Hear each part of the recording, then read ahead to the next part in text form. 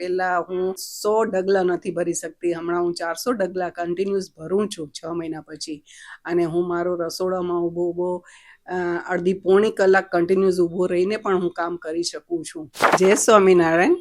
મારું નામ સુબીના બેન છે. હું ભુજથી આવી છું.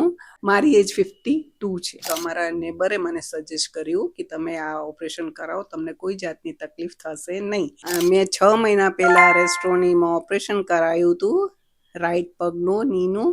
અને મારો વેટ ત્યારે 91 હતું. મને બહુ બીક લાગતી હતી કે મારો પગ ઓપરેશન સક્સેસ થશે કે નહીં, પણ બહુ સારું રિઝલ્ટ મળ્યું છે. આ ઓપરેશનમાં બહારથી કાંઈ વસ્તુ નાખવામાં આવતી નથી. આજે મને 6 મહિના પછી હું પાછી આવી છું ચેકઅપ માટે.